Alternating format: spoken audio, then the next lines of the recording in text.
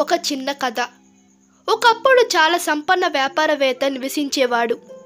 అయితే అతని వద్ద బోల్డంత డబ్బు ఉన్నప్పటికీ అతను ఒక పిసినారి. అతను ఎప్పుడూ ఇతరుల సహాయార్థం ఒక పైసా కూడా ఖర్చు చేయలేదు. అతను చినిగిన బూట్లు మరియు చినిగిన దుస్తులు ధరించేవాడు.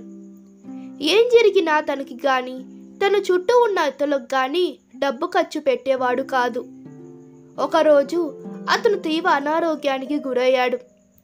అనారోగ్యం కారణంగా అతను మంచం పడ్డాడు మరియు అతన్ని చూడ్డానికి ఎవరు రాలేదు.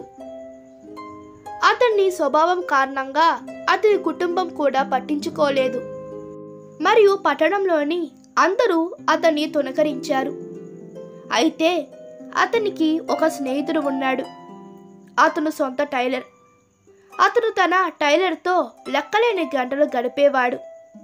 కొత్త బట్టలు కొనడానికి కాదు, అతను సంపాదించిన డబ్బు గురించి గొప్పగా చెప్పుకోవడానికి. కానీ దర్జీ అకస్మాత్తుగా మరణించాడు. సంపన్న వ్యాపారవేత్త తన స్నేహితుడు లేకుండా తన రోజులు జారిపోతున్నట్లు భావించాడు.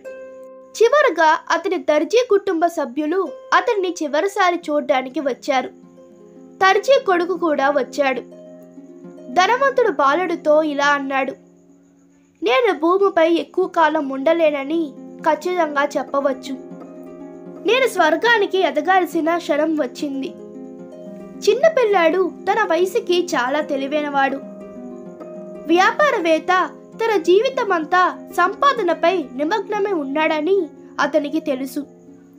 ఈ కారణంగానే అతను పట్టణంలోని ప్రజల ప్రేమ మరియు గౌరవాన్ని కోల్పోయాడు. కాబట్టి అతను తన తండ్రి స్నేహితుడితో ఇలా అన్నాడు, సార్, మా నాన్న ఇప్పటికే స్వర్గంలో ఉన్నారు.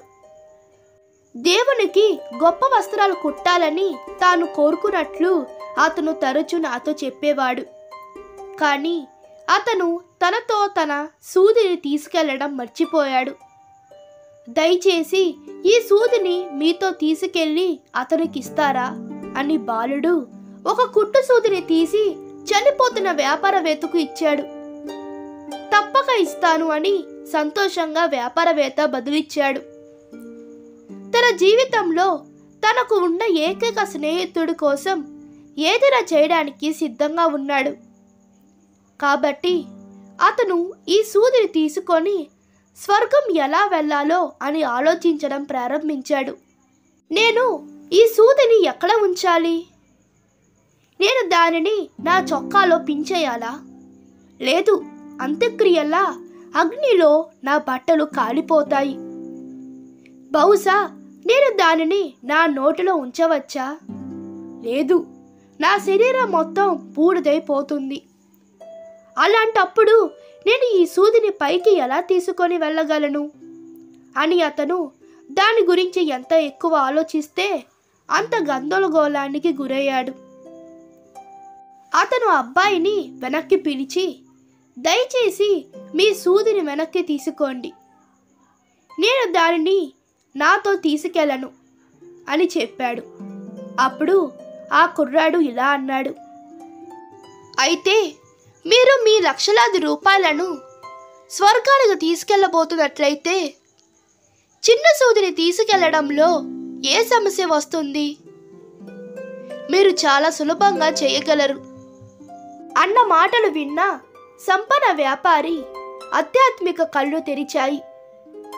మరణానంతరం తన సంపద లేదా ఆస్తి ఏది తన వెంబట రాదని గ్రహించాడు. క్షమాపణ కోసం దేవునికి ప్రార్థించాడు మరియు తన సంపదనంతా దాతృత్వానికి మరియు ఇతరులకు ఉపయోగిస్తానని వాగ్దానం చేశాడు. దేవుడు అతని ప్రార్థనలు విని అతని అనారోగ్యాన్ని నయం చేశాడు. తన మాటకు కట్టుబడి వ్యాపారవేత్త గొప్ప మందిరాలను నిర్మించాడు. వేలాది మంది దురదృష్టవంతులకు ఆహారం మరియు ఓదార్పునిచ్చి ఒక దేవుడు మెచ్చే మదీకరమైన జీవితం జీవించాడు. నీతి. మిత్రులారా, మనం మరణించినప్పుడు మన మంచి పనులు మాత్రమే మనకు తోడుగా ఉంటాయని గుర్తించుకోండి. కాబట్టి మనం నిష్క్రియ పనులతో జీవితాన్ని వృధా చేసుకోకూడదు.